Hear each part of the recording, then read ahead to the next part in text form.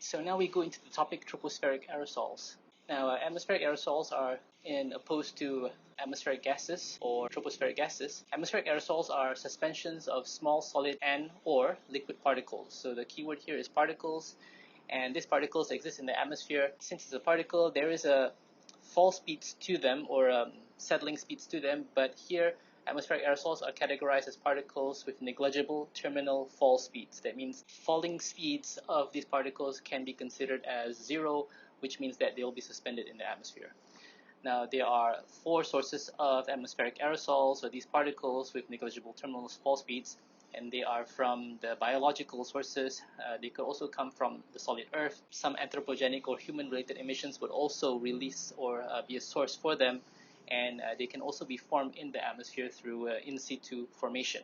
You see a diagram that categorizes the different types of atmospheric aerosols with different particle diameter values going from 0.0001 micrometer at 10 to the power of negative 4 up to 10 to the power of 3 or 1000 micrometer. Now, the small ions and so on are within this range from 10 to the power of negative 4 until 10 to the power of negative 3. And maybe this is something that we will be interested in because it's related to the topic that we are delving into right now, which is air chemistry. And the ranges of these tropospheric aerosols go from very small, from 10 to the power of negative 3 up to 10 to the power of 1 or more. And just for comparison, you see cloud and precipitation. The particles in that category goes from 10 to the power of negative 2 until 10 to the power of 3. Now we talk about the individual four sources. The biological source is the first one that we'll discuss. So solid and liquid particles are released into the atmosphere from plants and animals in the form of seeds, pollen, spores, fragments of animals and plants. And the ranges of particles released by these biological sources go from 1 to 250 micrometers. So if you refer back to this diagram, from 1, which is somewhere from here, until 250 up to here.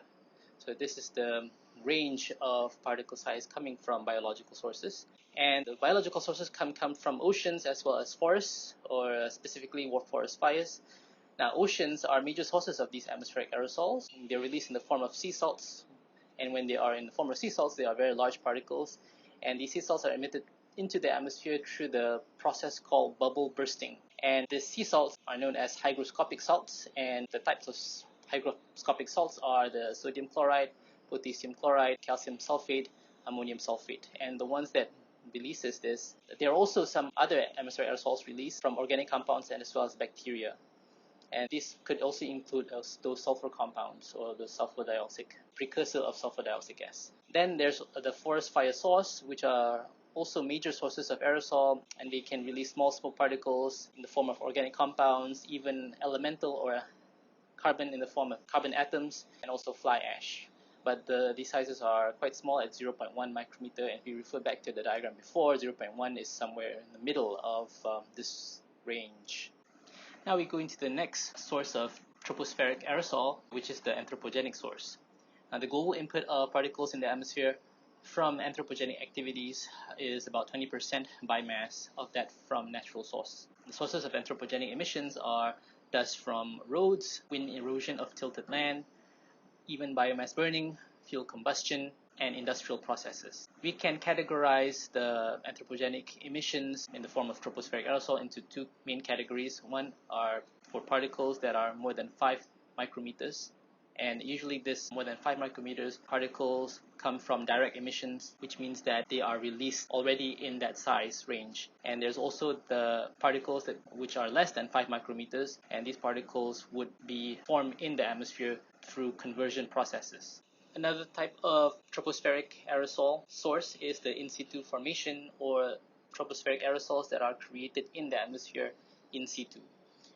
In situ condensation of gases, or the accumulation or the coagulation of these gases into larger particles in the atmosphere, creates these tropospheric aerosols.